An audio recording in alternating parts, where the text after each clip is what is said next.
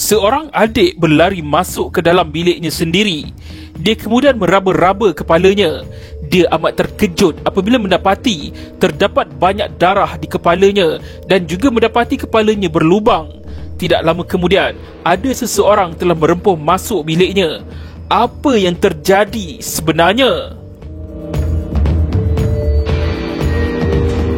Pada malam hari kejadian, si adik sedang berada di dalam biliknya sendiri. Tiba-tiba dia terdengar sesuatu dari luar rumah. Dia kemudian pergi ke arah tingkap dan menyelak langsir biliknya. Alangkah terkejutnya apabila dia mendapati ada seseorang sedang cuba membuka pintu rumah. Dengan perasaan cemas dan takut, dia kemudian berlari ke arah pintu biliknya dan terus menguncinya dari dalam. Dia kemudian menjerit, "Ada orang masuk rumah, dia ada pisau." Pada ketika ini, si abang sedang asyik berkaraoke di ruang tamu rumah. Si adik tadi duduk mendiamkan diri di dalam bilik. Tiba-tiba, dia terdengar beberapa bunyi tikaman pada badan. Dia berfikir yang abangnya telah ditikam dan dia perlu melakukan sesuatu. Dia perlu keluar dari biliknya dan selamatkan abangnya.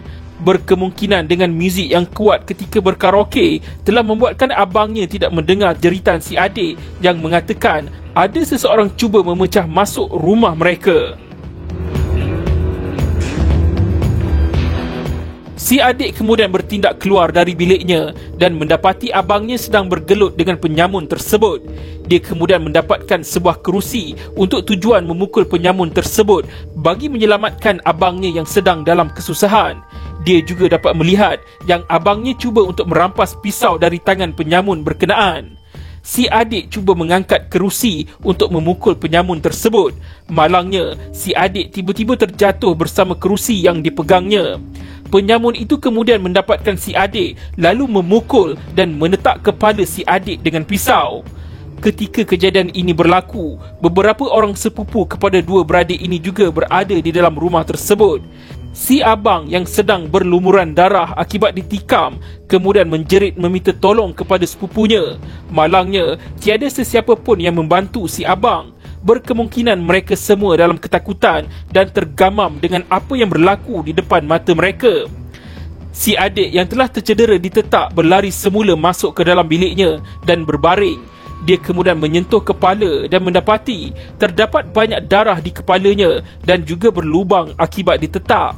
Selang beberapa minit kemudian, penyamun tersebut masuk ke dalam bilik si adik dan meminta wang. Kerana terlalu takut, si adik kemudian menyerahkan sejumlah wang kepada penyamun tersebut. Penyamun itu juga sempat mengambil beberapa utas jam tangan. Penyamun kemudian bertindak melarikan diri dari rumah tersebut. Dalam keadaan yang lemah, si adik perlahan-lahan keluar dari dalam bilik untuk mendapatkan abangnya di ruang tamu rumah. Dari jauh dia mendapati abangnya sudah lagi tidak bergerak.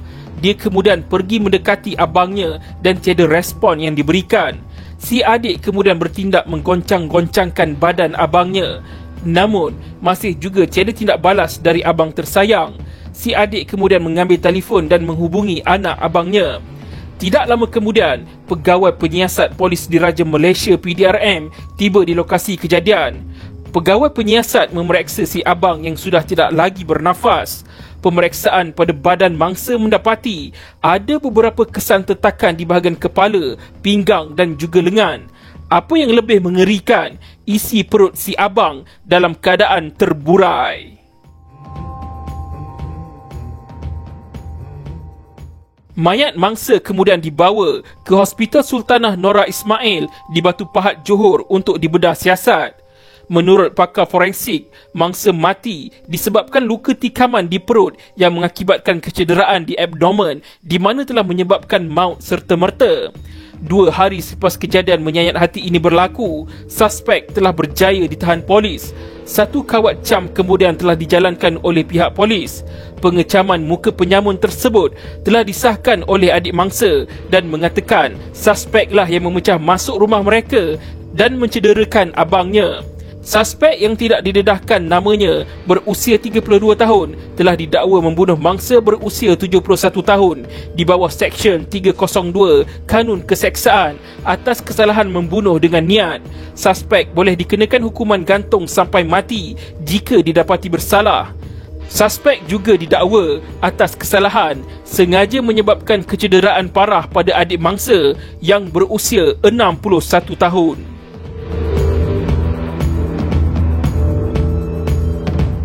Dalam perbicaraan kes di mahkamah, inferen munasabah yang boleh dibuat adalah tertuduh mempunyai niat untuk menyebabkan kecederaan tubuh pada mangsa. Ini kerana disebabkan luka hirisan dan tetakan berganda yang mendatangkan kecederaan serius kepada mangsa menggunakan pisau.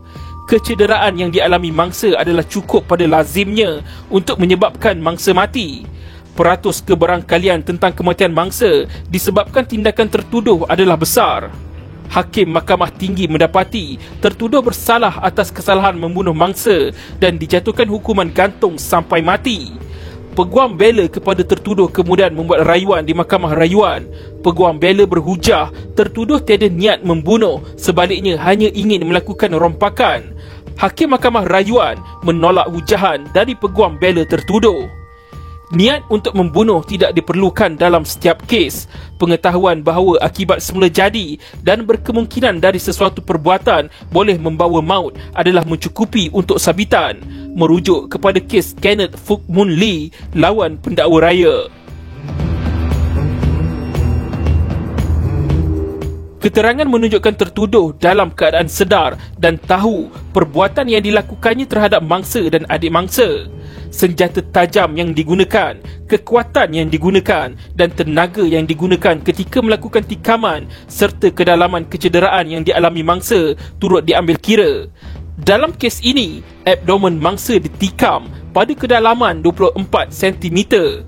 Tindakan tertuduh sudah cukup untuk membuktikan yang ianya menyebabkan kematian pada mangsa. Fakta bahawa episod tragis bermula dengan rompakan tetapi berakhir dengan kematian mangsa bukanlah satu pembelaan terhadap pertuduhan bunuh yang dikenakan pada tertuduh. Perbuatan jenayah tertuduh adalah terangkum di bawah Seksyen 302 Kanun Keseksaan dan niat tertuduh adalah terangkum dalam Seksyen 300-C Kanun Keseksaan. Pada Mac 2018, panel 3 Hakim Mahkamah Rayuan iaitu Yang Amat Arif Tengku Maimun, Yaakob Muhammad Sam dan Rozariah Bujang telah memutuskan tertuduh bersalah atas kesalahan membunuh mangsa. Ini bermakna hukuman gantung sampai mati ke atas tertuduh dikekalkan.